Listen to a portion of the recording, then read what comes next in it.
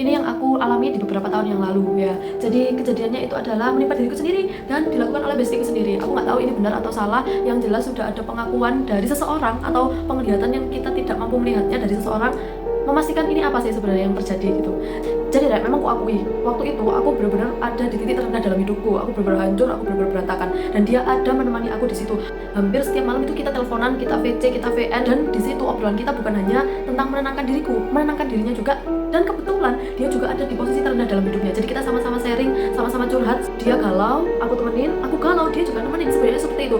Kenyataannya dia mengelak, dia tidak merasa dia waktu itu berada di titik rendahnya, padahal akan canggih tapi ya wis gak apa-apa. Jadi kejadiannya itu menurutku itu sangat janggal. Kejadiannya itu berawal dari dia dekat dengan seseorang gitu kan. Dan intinya itu seperti dia itu kayak dipelet gitu, dibuat cinta-cintanya sama cowok ini, tapi cowok ini kayak hanya mempermainkan ilmunya aja gitu. Jadi cowok ini memelet temanku ini tadi hanya untuk mencoba-coba ilmunya aja. Nah saat itu juga ketika dia menceritakannya ke aku, itu semua itu by telepon karena kita jauh jaraknya ya. Terus aku ketiduran habis teleponan sama dia.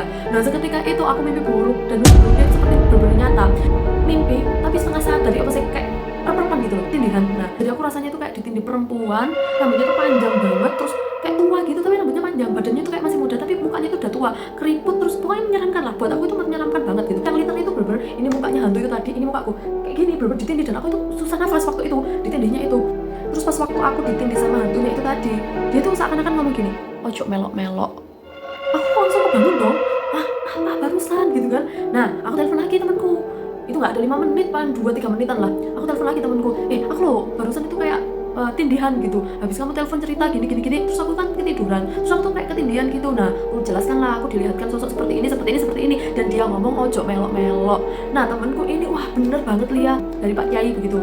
Nah Pak Kiainya ini bilang ke temanku kalau si cowok ini ngirim temanku pelet melalui sosok perempuan tua yang ya seperti yang aku jelaskan itu tadi gitu. Beberapa hari berlalu sudah, aku nggak mau terlalu ikut campur dan memikirkan hal itu, tapi aku selalu ngasih support ke temanku sampai suatu ketika kita itu sudah disibukkan dengan kesibukan kita masing-masing gitu kan. Dia kerja, aku juga kerja, jadi hampir waktu kita itu full untuk kerja. Jadi aku tuh selalu ngerasa kalau dia lagi sedih aku ikut sedih, kalau dia lagi susah aku ikut susah.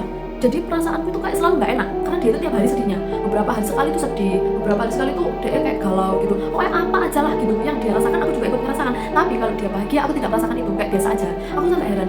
Nah di situ aku mengira oh mungkin karena aku sayang sama dia, dan begitu sebaliknya, makanya hati kita itu terkoneksi. Sampai pada akhirnya aku ke rumah salah satu Pak Ustadz, aku menanyakan, Pak Ustadz ini kenapa ya saya kok selalu merasakan hal seperti ini. Ceritakan lah.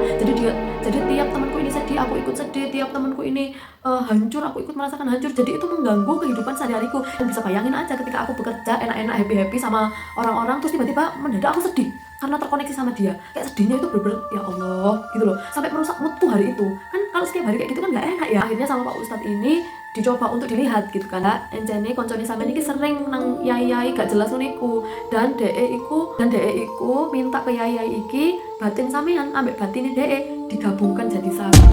Kata Ustadz itu yang bikin kayak makjub gitu loh. Ustadz ini bilang teman sampean ini nggak suka kalau sampean duluan yang nikah, maunya dia dulu yang nikah. Situ tuh aku ngerasa kayak loh kok gini ya, nggak bisa dong kayak gini ya kan. Kok jadi kamu yang ngatur takdirku, jodoh mati rezeki itu kan kita nggak bisa ya mengontrol itu semua ya. Mungkin jodohku yang lebih dulu, mungkin rezekiku yang lebih dulu dari kamu, ya nggak boleh kamu seperti ini. Di dalam hatiku tuh bergejolak seperti itu. Nah saat itu juga aku bilang ke ustadzku ini, nyuwun tolong untuk memisahkan kita berdua.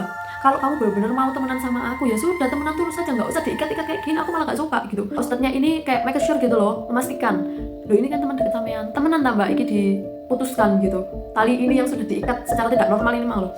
Kesel aku lagi cerita soal ini karena kita kan nggak tahu ya hati manusia itu ke kita itu seperti apa. Ya kitanya tulus, dianya apakah tulus juga ke kita, dianya belum tentu tulus kita. Jadi hati-hati buat kalian yang terlalu dekat dengan teman, harus bisa menjaga jarak seperti itu. Thank you, see you in the next videos.